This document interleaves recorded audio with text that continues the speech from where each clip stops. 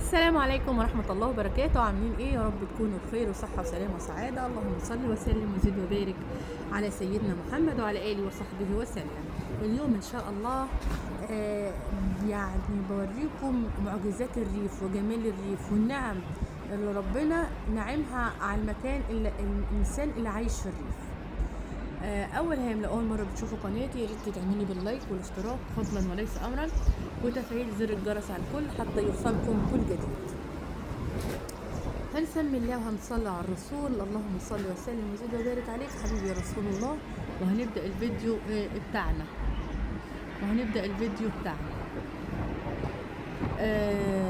الريف متميز بطب الأعشاب. كل حاجة موجودة في الريف بيستعملها. كل حاجة موجودة في الريف بيستعملها في طب الأعشاب. هو كان زمان في زمان القديم كان هي الأعشاب هو الطب. كل حاجة كانت بتكون بطب الأعشاب. كل حاجة كنت تستعمليها عن طريق طب الأعشاب.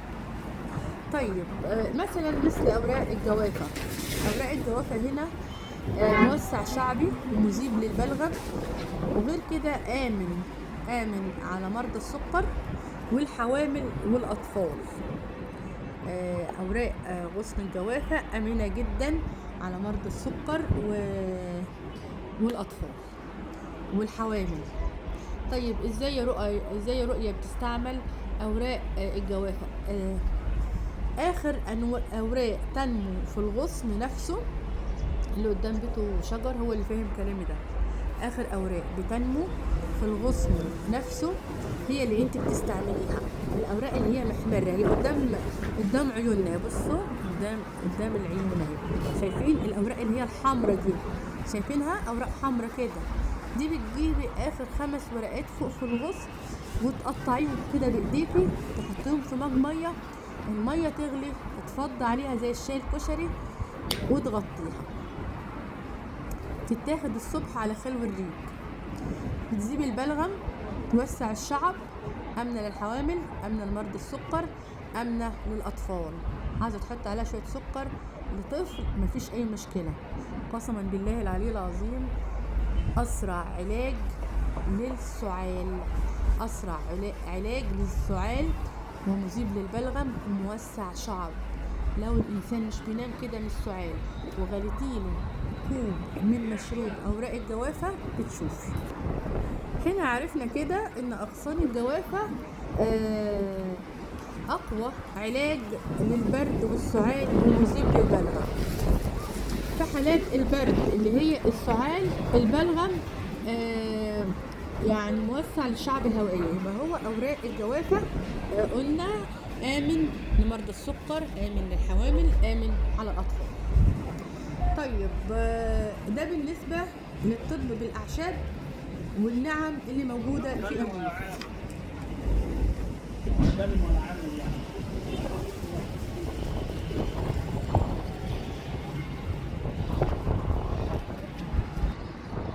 طيب يا رؤية اتكلمنا عن عشبة البقدونس.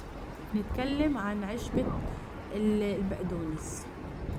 عشبة البقدونس دي صيدلية متكاملة، وكل أرض زراعية وكل مكان فيه بينباع فيه عشبة البقدونس، وحاليا عند العطار مجففة. فعشبة البقدونس دي من الصيدليات المتكاملة اللي لازم الإنسان يواظب إنه كل يوم الصبح قبل ما يفطر ولا قبل ما ياكل أي حاجة إنه يشرب مج من عشبة البقدونس. ليه؟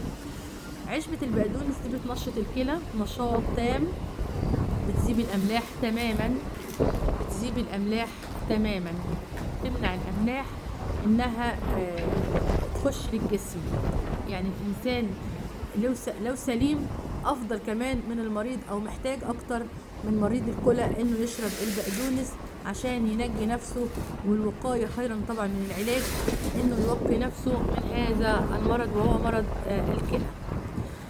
البقدونس بيغسل الأملاح، بيغسل الجرول، بينشط الكلى. طبعا احنا عارفين ان اي تعب او اي املاح في جسم الانسان انها بتعمل عنده تعب نفسي شديد جدا.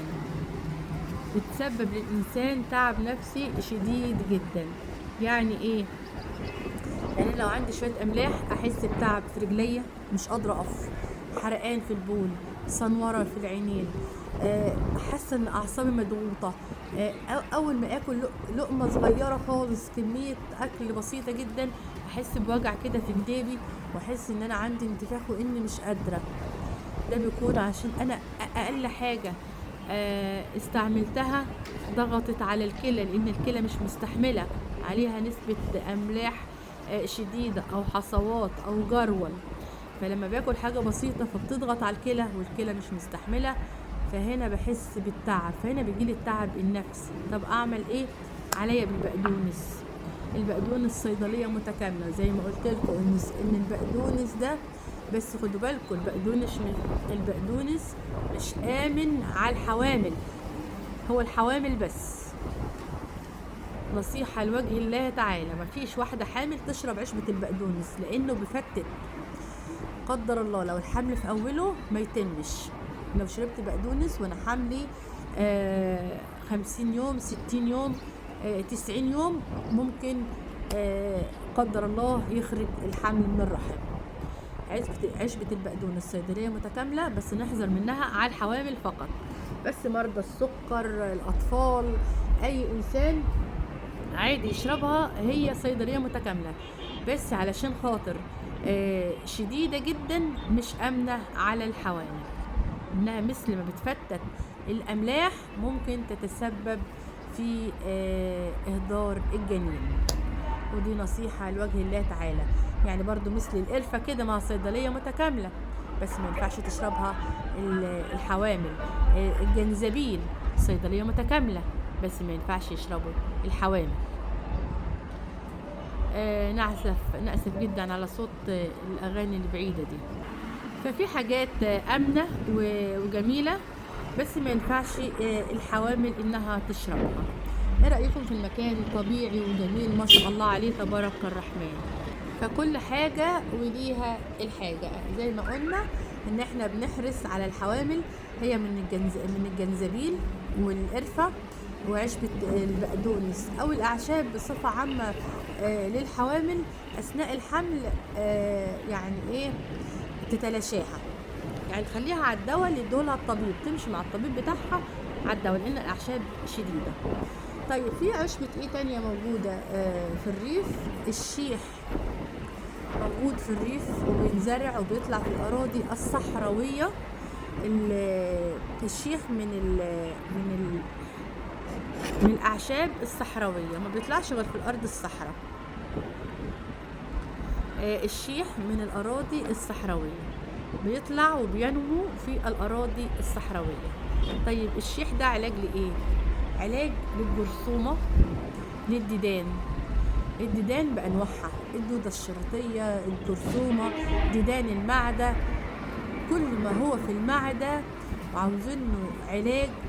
عندك طفل بياكل والأكل مش بيبان عليه وحاسة إن عنده ديدان شديدة، عليكي والشيح، عليكي وعلى عشبة الشيح. عشبة الشيح دي صيدلية متكاملة، حاجة كده بسم الله تبارك الرحمن عليها، يعني اللهم بارك اللهم بارك. نرجع نقول ان الشيح آمن على الشيح آمن على كله إلا الحامل. برضو أيضا الشيح آمن على مرضى السكر، آمن على الأطفال، آمن على كبار السن، آمن على كله، بس الحامل تركن الشيح، مش هتقدر عليه وهيتعب. عشان الوصفة اللي فيها حاجة تحذيرية فنحذر منها. وقلنا برضو في علاج البقدونس ان اللهم صل على سيدنا محمد، الحامل تتجنب الاعشاب، تاخد الادويه اللي يكتبها لها الطبيب. بعد الوضع باذن الله تعالى تاخد بقى العلاج الصحيح عن طريق الاعشاب. هي عندها تعب في المعده وتعبت ومش مستحمله دواء الطبيب، ممكن تاخد الاعشاب، لان الاعشاب مش بتضر المعده. الاعشاب دايما ياخدوها اللي معدتهم تعبانه من الادويه، فهنا الاعشاب جميله جدا. طيب عندنا عشبة ايه تاني يا رؤية؟ ممكن ناخدها غير الشيح. الكرفس. الكرفس ده علاج للي عاوز بقى ايه الشعر بتاعه ينمو، رموشه تطول، حواجبه، شعر راسه.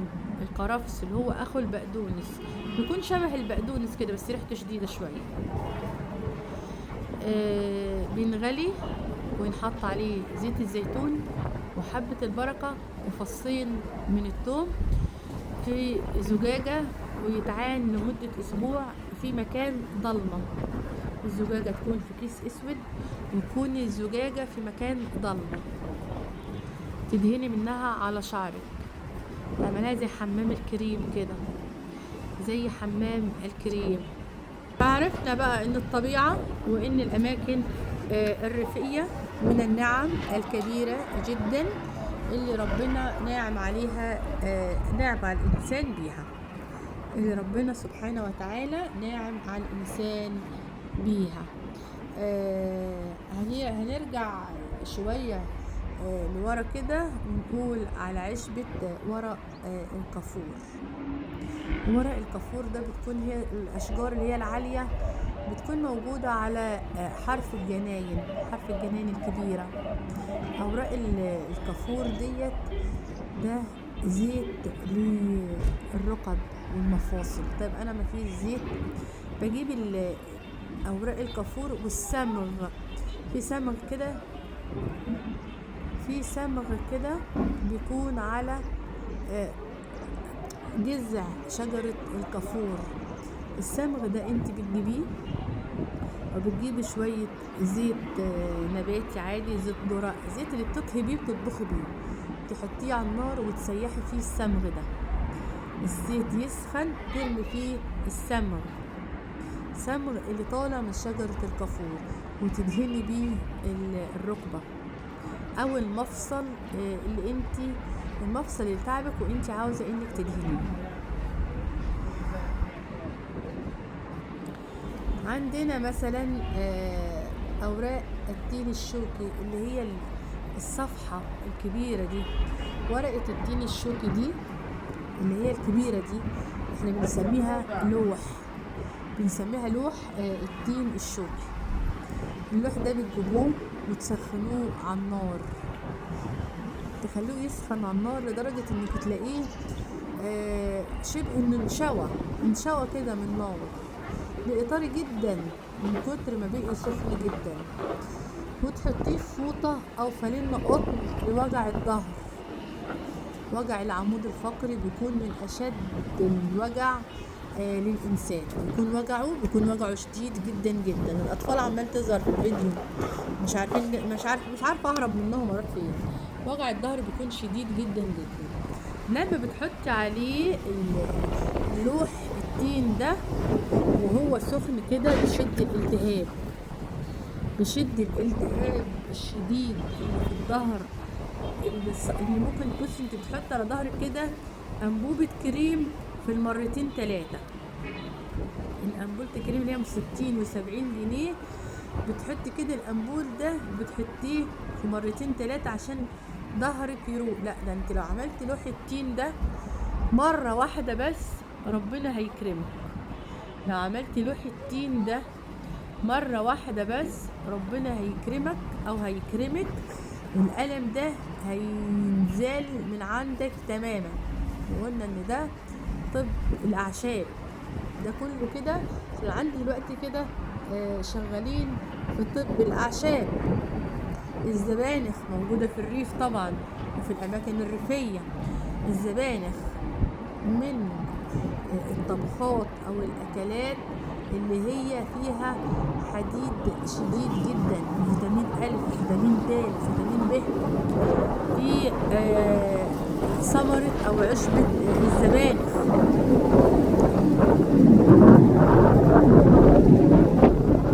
شايفين الطيران، شايفين الجو عامل ازاي. الجو هنا يعني ما شاء الله عليه، الجو مفتوح. انا بسمي بيتي او يعني المكان اللي انا عايشه فيه انه صيفي وليس شتوي. بجد، لان مش بعرف افتح البيبان في الشتاء خالص. وكان نفسي ان يكون بيتي ده بيت له بابين، يعني باب فاتح قبلي وباب فاتح بحري. بس مش طبعا مفيش حد بيبني البيت اللي هو بيعيش فيه، نادرا جدا انك بتلاقي بيت متصمم على مزاجك او انت تبنيه بمزاجك. ربنا يعيننا ويقوينا ويسعدنا جميعا يا رب، ويسعدكم ويجعل لكم صلاح حال، ويجعل لكم تيسير امور، ويجعل لكم تغيير في حياتكم للافضل وللاحسن. اللي عاوزه اوصله لكم من النعم اللي ربنا نعم علينا بيها هي الاماكن المفتوحه، انك تعيش في مكان كله خضروات، كله حاجتك اللي انت محتاجها، الهواء اللي انت بتتنفسه انت واولادك هواء نقي ما شاء الله. بص يعني منك للسماء، شايفين السماء جميله وصافيه ازاي ما شاء الله، تبارك الرحمن. يعني دي نعمة كده يكون ربنا سبحانه وتعالى نعم عليك بيها، نعمة الطبيعة، وانك تلاقي نفسك في مكان كده كل نهيته طبيعة ما شاء الله ما شاء الله تبارك الرحمن. ثانية علشان ايه نرجع الكاميرا تاني. فالطبيعة جميلة، الطبيعة جميلة، الحتة ضلمت ورجعت تاني يعني. فالطبيعة جميلة وكلها نعم، ربنا سبحانه وتعالى نعم علينا بيها.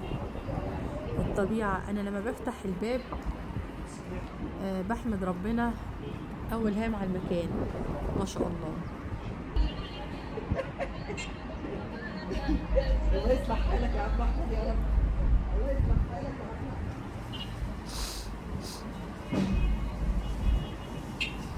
المكان كل ما زاد، يعني هي السكن او المكان اللي انت عايشه فيه بيكون حلاوته بجيرانك وليس بالمكان نفسه. يعني انت لو قاعده مثلا في فيلا او في شقه او في يعني مكان جميل، بس الجيران اللي حواليك ناس متعبه او ناس سلوكها مش كويس، هيحرمك انك تفتحي شباك بيتك، هيحرمك انك تفتحي تلاقي منظر قبيح قدامك، او تلاقي ولد يلفظ لفظ مش كويس ابنك يسمعه. فهنا هتخاف على ابنك انه يطلع على الشارع، هتخافي انك تفتحي شباك بيتك تشوفي منظر مش كويس، او تسمعي لفظ مش كويس وانتي بتنشري غسيلك او انتي واقفه في بلكونتك شويه. بس لما بتفتحي بلكونه بيتك وشايفه جارك ده مثلا رايح لمسجد، شيخ معدي يلم الاطفال يوديهم المسجد يحفظوا، جيران ماشيين مع بعض بالحسنى، كل واحد في حاله، عندك مناسبة سعيدة يجي يقف جنبك، عندك مناسبة حزينة يجي يقف جنبك ويواسوكي. هي دي الحياة اللي الإنسان بيحس فيها بالنعم، وليس السكن نفسه أو المكان نفسه. لا، أنا أهم حاجة عندي إن يكون عندي ناس أحبهم ويحبوني. أنا بحب المكان من السكان اللي فيه، انا بحب المكان من السكان اللي فيه، انا البلد اللي فيها حتى لو المستوى بتاعي اقل من الناس اللي انا عايشه وسطيهم مش بحس بالفرق ده. وزي ما انا اقل من الناس في ناس اقل مني وانا برضو مش بحسسهم بالفرق اللي بيني وبينهم. عايشين بحب وعايشين بتراضي وعايشين بجبر خاطر، عايشين نبادل بعض بالشعور الطيب بالشعور النبيل. اللي معاه حاجة بيدي منها التاني، جارتك جاتلك على حاجة وهي متوفرة عندك بتديها لها، انت محتاجة حاجة بتروح تطلبها من جارتك وانت قلبك جامد. ليه؟ انت انسانة حلوة وودودة وعطاية، ومثل ما بتحبي تاخدي بتحبي تدي. في ناس بتحب تاخد بس، في ناس بتحب انها تقضي مصلحتها بس، في ناس بتحبك عشان خاطر مصلحتها. لا، الريف مش كده. الريف يعني بصي، هو يعني عشان احنا حريم اساسا مزارش، ممكن تحت الشجره دي كده 3-4 بيوت، انت تجيبي الاكل اللي عندك وانا اجيب الاكل اللي عندي، الرجاله في الشغل، الولاد في المدارس، والحريم كحريم كده في سن 40 في سن 50 في سن 35 نتجمع مع بعض ونقعد وناكل ونشرب شاي ونتكلم في خصوصياتنا، نتكلم في مصلحتنا، نتكلم في الشيء اللي احنا عاوزينه. ما نجيبش سيرة حد. يعني اللي بيتكلموا على بعض هما اللي قاعدين مع بعض. انت عملت ايه لاولادك؟ انا عملت كذا، انا بدي ابني، انا بدي اشتري قطعة ارض، انا بدي اشتري ملابس لاولادي للشتاء. بنتكلم في مشاغل الحياة اللي تخصنا، بنتكلم في مشاغل الحياة اللي تخصنا.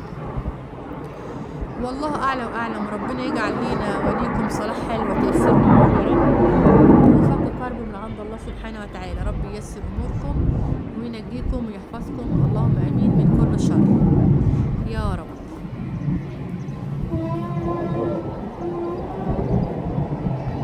ربنا يرخي بيوت المسلمين جميعا. الاصوات، شايفين الاصوات المرتفعه دي الطيارات، دي الطياره اهي معديه من فوق دماغي الطياره، عشان انا قاعده جنب المطار، جنبي مني في مطار.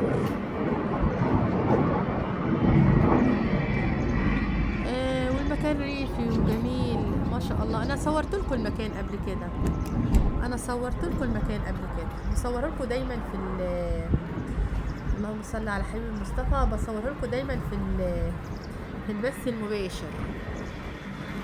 يعني في البث المباشر دايما جايبه لكم الاماكن الجميله دي، الطرق والكباري والسكك الحديديه، كل ده بصوره لكم.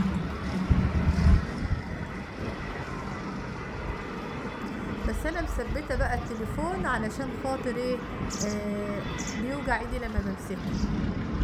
شايفين المكان جميل. على فكرة هو ده بعيد عني، انا مقربة عليه الكاميرا، بص السما صافية، السما صافية جدا جدا وجميلة ما شاء الله، ما شاء الله تبارك الرحمن. ربنا يرزقكم يا رب رزقا كثيرا حلالا مباركا فيه، اللهم امين. ربنا يرزقكم رزقا كثيرا حلالا مباركا فيه يا رب.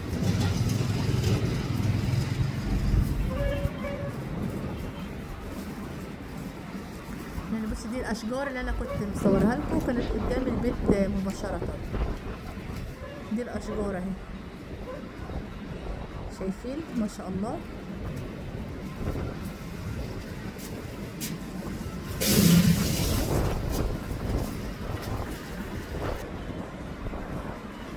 يعني انا بيني وبينه كده المكان ده، انا بيني وبينه حوالي 10 دقايق مشي.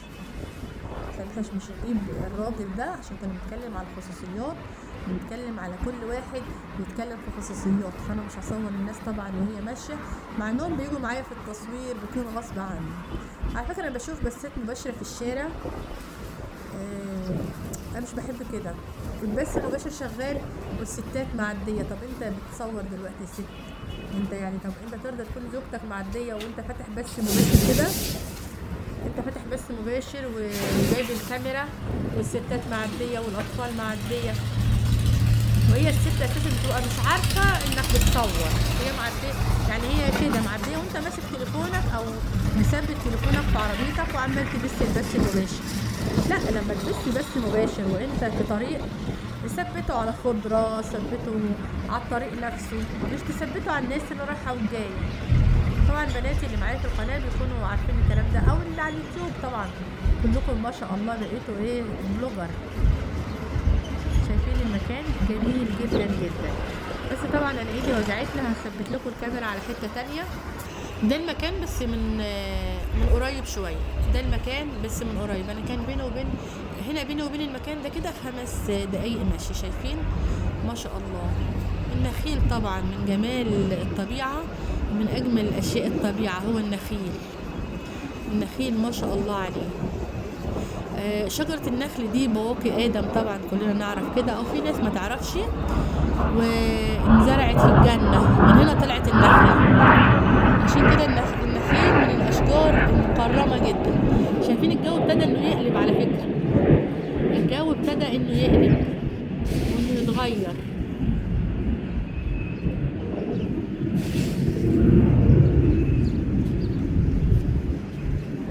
شايفين السماء والسحاب ازاي.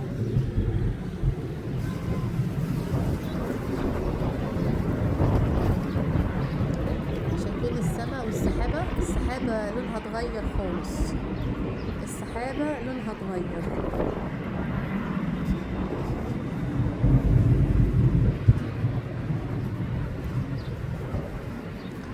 نثبتكم بقى على ايه، على شجرة الجوافة تاني جميلة.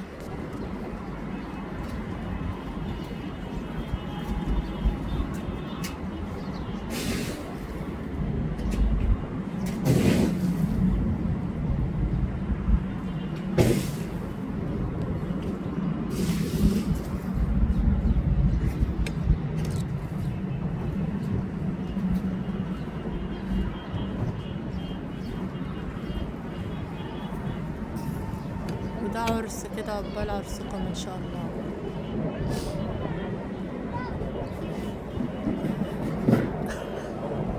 الجو قلب والسما قلبت وربنا يسترها بقى، ربنا يسترها.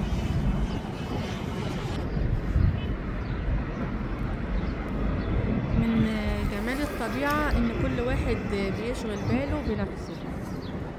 من اماكن الناس في الطبيعة ان كل واحد بيشغل باله بنفسه.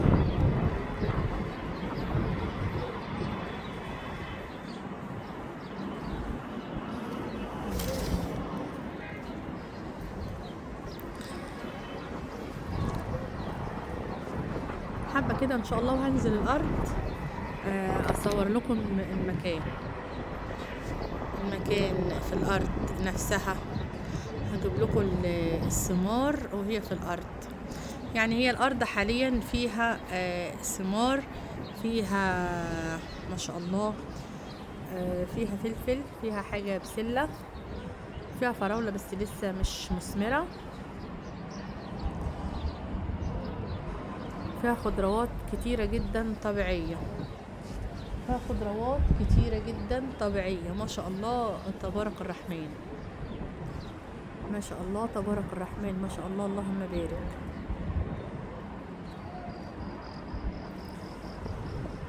يا رب كل اللي معايا في الفيديو اللي عندي دلوقتي يشترك في القناة ويفعل زر الجرس، عشان اشتراكاتكم دي بتكون مهمة جدا جدا، انها بتخلي القناة تتفاعل، واللايك ده مهم جدا، بيخلي القناة تتفاعل ويخلي اليوتيوب يقترحها وتظهر على اليوتيوب. ربنا ما يحرمني منكم ابدا يا اجمل واحلى اخوات في الدنيا كلها، حبايب قلبي. ربنا ما يحرمني منكم ويسعدكم ويسعد ايامكم ويرزقكم يا رب بما تتمنوا، اللهم امين. اللهم ارزقكم رزقا كثيرا حلالا مباركا فيه يا رب، يا رب يرزقكم رزقا كثيرا حلالا مباركا فيه. في جنب مني هنا سوق، السوق ده بقى بيكون يعني بصي متواجد فيه، عارفين كل حاجة، كل ما يعني اواني مطبخ موجودة في السوق، الخضروات كلها، لحوم، اسماك، طيور، كل حاجة في السوق. كل حاجة بتكون موجودة في السوق اللي هو في المكان اللي جنب ده. كل حاجة الإنسان محتاجها. يعني بصي العطارة كمان بتكون موجودة، عطارة من أفخم الأنواع، وزيوت من أفخم الأنواع، بيكون فيها حاجات جميلة جدا جدا العطارة الموجودة في السوق دي. وعلى فكرة البيع بتاعهم بيكون أحسن كمان من بتاع المحلات، الكمية بتكون مضاعفة. العطار اللي بيكون في السوق والله يا جماعة بيكون حاجته جميلة. طبعا انما اروح مثلا اشتري في اول الشتاء كده بقى بصراحة بروح اشتري ربع جنزبيل، ربع قرفة، ينسون، كراوية، الحاجات دي، حبة البركة، اشتري الحلبة، المشروبات اللي هي الدافية اللي هي فيها موسع شعبي، اللي هي بتطرد البرد، المشروبات الجميلة دي. طبعا عشان الشتاء بيحب حاجات دافية كتير. اولادي بيحبوا السحلب، في سحلب كده برطمانات بيكون ريحته جميلة جدا، الاولاد بيحبوه. البرطمان ده مثلا في السوق هنا بيكون عامل 70، في المحل بيكون عامل حوالي 100 وشوية، مع ان حاجة المحل مركونة، مش ماشية على نفس المنتج. هو ناس هتقولي لا اصل ده مستورد، لا هو نفس المنتج والله العظيم، بس السعر مختلف تماما. وحاجة العطار كمان بتكون احسن لانها بتخلص بسرعة فنشتريها تاني فبتتجدد، فاهمني؟ يعني لو هجيب مثلا دستة سحلب او كرتونة سحلب، المحل هتتباع عنده مثلا كرتونة السحلب دي ممكن تقعد في المحل مثلا 15-20 يوم. لا، كرتونة السحلب دي بتخلص مع العطار في السوق في يوم واحد، فبيسحب غيرها. حاجته دايما بتكون طازة وبتكون جميلة. الحاجة بتكون مضاعفة. يعني ايه مضاعفة؟ يعني حاجات الطبخ اللي هي زي الفلفل الاسمر، الكمون، الشطة. مثلا انا بجيب مثلا ايه التمنة مثلا او الربع، بلاقيه متضاعف والسعر بيكون اقل بكتير. وبتجيب الحاجات الحاجات الفريش الجميلة، بتلاقي عنده كل حاجتك. العطار عندنا هنا بيكون عنده البقوليات كلها مع العطارة، يعني بيكون عنده الفاصوليا، الرز، العدس، المكرونة، الشعرية، كل البقوليات. مع ايه بقى؟ مع العطارة. مع ايه بقى؟ مع المنظفات. تقف عند العطار تجيبي كل حاجتك اللي هي محتاجها المطبخ. تطلع من عند العطار محتاجة السمك والفراخ فقط لغير. دي احنا بنسميه السوق تبع الاسبوع. كده انت سوقت الحاجات دي هتكفيك الاسبوع، من طماطم لبطاطس لكوسه لخيار لخضروات كده. دي كده تقف بقى عند العطار تجيب الحاجات النواشف كلها، اللي مثلا مش بجيب مثلا النواشف دي، مش بجيبها تكفيني الاسبوع، بجيبها تكفيني الشهر. ليه؟ علشان يعني كل بيت بيحب يعرف ميزانيته كده، والشتا ده بيحب انك تكون عندك حاجتك، عندك رز، عندك مكرونه في البيت، يعتبر البيت فيه اكل. كيس مكرونه بالصلصه مع بطاطس محمره مع بيض مسلوق مثلا، ممكن الولاد يتغدوا. تاني يوم مثلا فاصوليا مع رز مع سلطه مع مخلل، الولاد يتغدوا. فلازم الحاجات النواشف دي في الشتاء بالذات بتكون موجوده بكثره في المكان، وتخزنيها وبراحتك. وحاليا احنا بنحط البقوليات وبنحط النواشف دي في الفريزر. يعني انا حاطه الفول البلدي اللي احنا بندمسه ده في الفريزر اللي هو الصندوق. ليه؟ كنا زارعين الفول البلدي وكان ما شاء الله كان كتير، يعني كنا زارعين حته علشان يطلع اخضر كده وناكله اخضر. طيب هو بقى ايه؟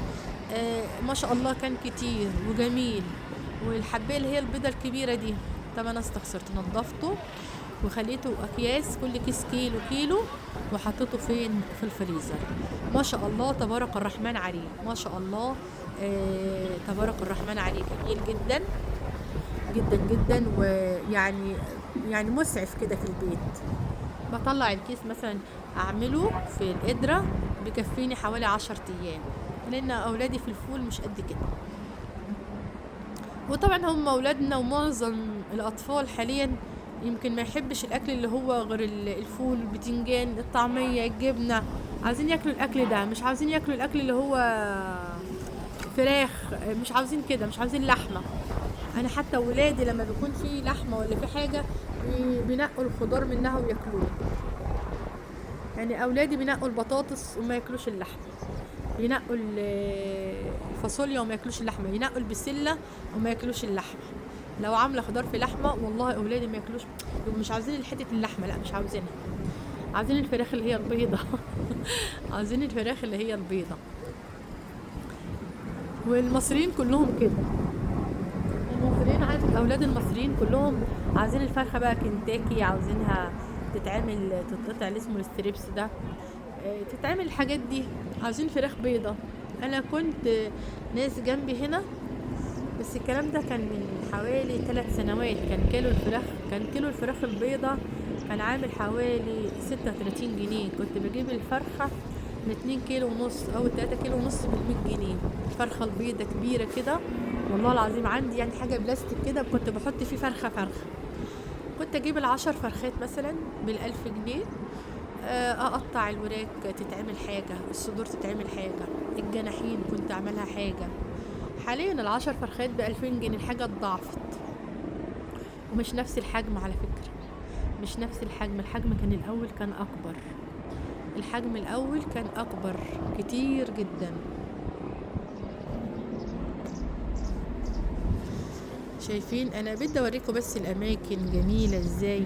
انا عامله لكم الفيديو ده كده عامل زي البث المباشر، مساحته كبيره عشان تتفرجوا على الحاجه وتتفرجوا على جمال الطبيعه وتتفرجوا على النعمه اللي ربنا سبحانه وتعالى نعم علينا بيها. بصوا ما شاء الله تبارك الرحمن، شايفين الجمال يا ولاد؟ ما شاء الله والله العظيم. انا بعمل كوبايه الشاي واقعد كده واتفرج كده وانا قاعده بقول سبحان الله، كل الاشياء اللي حوالينا دي خلقت من اجل الانسان، من اجل خدمه الانسان. بصوا الشمس طلعت تاني، مش انا قلت لكم في نص الفيديو كده ان الشمس غابت كده والجو عاد بتحسوا فيه غيامه، بتحسوا فيه امطار هتنزل، لا مفيش امطار. بصوا شايفين الجو؟ سبحان الله، كل واحد بيسعى على عمله وكل واحد بيسعى على رزقه. سبحان الله وتعالى. حطوا اللايكات، حطوا اللايكات، الله يسعدكم ويكرمكم ويجعل لكم صلاح حال يا رب وتيسير امور. نرجع تاني للطبيعة، نرجع تاني لمكان مليان طبيعة.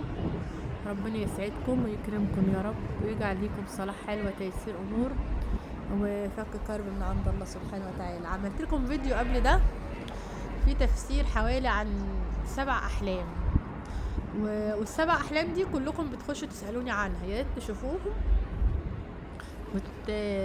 يعني تشوفوا الفيديو للنهاية كده عشان يعجبكم وتتعلموا من كل الحاجات اللي فيه. ربنا يجعل لكم صلاح حال وتيسير أمور يا رب، ربنا يجعل لكم صلاح حال وتيسير أمور، اللهم آمين، اللهم آمين. شايفين الجمال؟ ما شاء الله ما شاء الله تبارك الرحمن.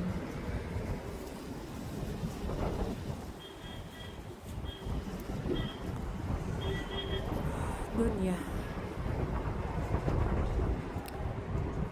اللي معايا العقل دلوقتي في الفيديو يضغط اللايك والاشتراك فضلا وليس امرا. اللي معايا العقل دلوقتي في الفيديو يضغط اللايك والاشتراك فضلا وليس امرا. يا رب يكون المكان عجبكم وتكون كده الفيديو كده نال اعجابكم. بصوا شايفين الجمال؟ ما شاء الله. اللي يشوف كده يقول ما شاء الله تبارك الرحمن، اللي يشوف المكان كده يقول ايه؟ ما شاء الله تبارك الرحمن.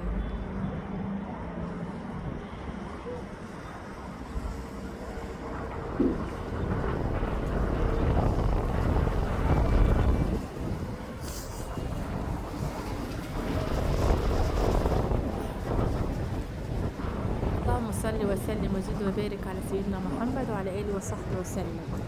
حبيبي يا رسول الله، اللهم اتنا في الدنيا حسنة وفي الآخرة حسنة وقنا عذاب النار. اللهم اصلح حال نساء المسلمين جميعا وشباب المسلمين جميعا ورجال المسلمين جميعا وأطفال المسلمين جميعا. اللهم اصلح حال المسلمين جميعا في كل مكان يا رب، يا رب يرخي بقوت المسلمين ويعيننا ويقوينا على حياتنا الخاصة والعملية والدنيوية، ويشفي لي والدي ويعدينا من الدنيا دي على خير، ويعدينا من الدنيا دي على خير. عاوزه اقول لكم ان انا نشفت في البرد وانا بعمل لكم الفيديو ده.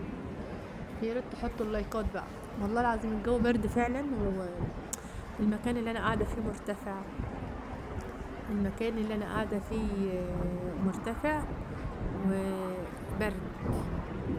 شايفين الاشجار تحت في الارض عامله ازاي؟ لا، كل ما بترتفع كل ما يكون الجو برد اكتر، كل ما تكون في مكان مرتفع عن الارض كل ما يكون الهواء فوق اكتر. يعني بصوا النخيل هنا كده، النخيل بصوا النخيل بيتهز قد ايه، شايفين اشجار النخيل بتتهز بكثافه عاليه جدا. شايفين النخل بيعمل ازاي؟ النخل بيقع في الشتاء، ومعظم الشتاء النخل بيقع.